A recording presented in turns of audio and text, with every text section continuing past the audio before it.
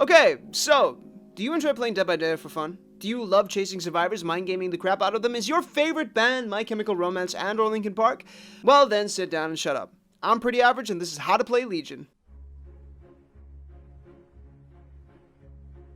Legion is arguably one of the worst killers in the game right now due to behavior's insistence on nerfing anything and everything fun, to the point where you now have to choose between do I want to win this game or do I not want to hate myself in the morning. Despite this, Legion at their core embodies everything that the killer is. You run fast and you stab good, reinforced by the fact that your power is literally run faster, stab gooder.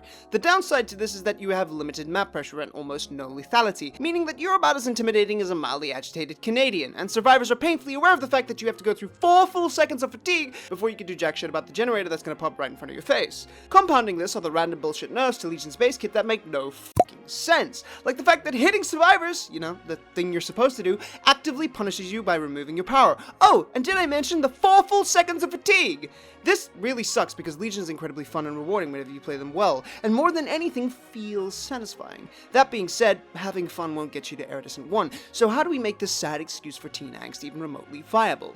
Well, in order to do that, we have to focus on Legion's one major strength, being annoying. Whilst you may have trouble turning survivors into wall decorum, you are really good at being an irritating little shit and forcing multiple survivors to stop what they're doing and start paying attention to you. Legion excels at slowing down the early game provided they can find multiple survivors to harass, because inflicting deep wound on multiple people at a time can often bring the game to a standstill. Remember, survivors can't ignore deep wound or they go down, so they have to mend, giving you time to fatigue and actually start looking for downs. This means that chaining multiple frenzy stabs as early as possible is key, and getting stuck in a chase with a single survivor will often lead to you losing multiple gens, and probably that survivor due to this fucking bullshit. Okay, so let's talk about this crap. After ending your frenzy, you are stuck in fatigue, which slows you down to a crawl, darkens your screen, and gives you just enough time to realize how fucked you are, as that survivor you were chasing puts enough distance between the both of you to be considered negligence. So, how do we counteract this? Well, the first option is easy. Just stab everyone on the team and your frenzy and start looking for an injured survivor. And whilst this is the most consistent way of doing things, it often isn't an option, and you give up an insane amount of pressure in order to do so. The second option is the preferred method and actually allows you to have some lethality whilst posing a mild threat. When you're chasing a survivor with frenzy, your job is to figure out where that survivor is headed and deny them resources. Whether that's pallets, windows, restraining orders, body block, like the game depends on it, because it fucking does. You need to push that survivor out into a dead zone where they have limited options to make distance from you, giving you enough time to end frenzy, catch up to them, and send their teabagging ass back to the campfire.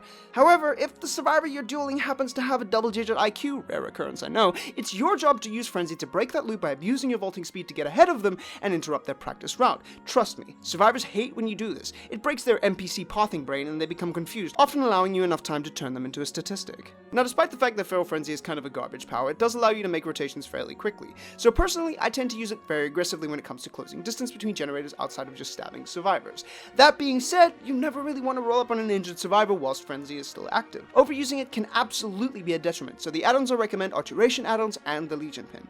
The Iridescent add-ons can be fun, but if you want consistency, being able to put survivors into the broken state for 60 seconds means you have that much time to end your frenzy, find them again, and then turn them into an obituary. Whilst Duration add-ons give you more time to close distance between multiple survivors, chain multiple stabs, as well as being useful to cover larger areas. I never run the cooldown add-ons because both of them together add up to only a second, which isn't significant enough to take up 2 whole slots in my opinion. 3 seconds is still long enough for that survivor to make you regret your decision to main Legion. In terms of perks, it's pretty simple. Legion wants to find multiple survivors to injure and harass off their objectives, but needs additional time to actually find kills, therefore benefits massively from slowing down the game. I find the best perks that complement this playstyle are Discordance, Thanatophobia, and Ruin Undying. But Average, what about Dying Light? Aw, look at you, you're trying! I'm sure your therapist would be so proud. Here's why Dying Light is garbage on Legion. It requires you to hook a survivor, and that means you have to down them. We already talked about Legion's lack of lethality, so this just doesn't work. Legion requires time to get rolling, and Dying Light doesn't provide any slowdown until you're already snowballing. Added to that is the fact that it only slows down the game and doesn't do anything to regress the game state. Legion's already great at slowing shit down, so Dying Light becomes redundant, and Ruin is also just better considering how good Legion is at chasing survivors off generators. You can also try running this build, but I wouldn't recommend it because Legion doesn't really have enough early game downing potential to make Pop and Barbecue viable.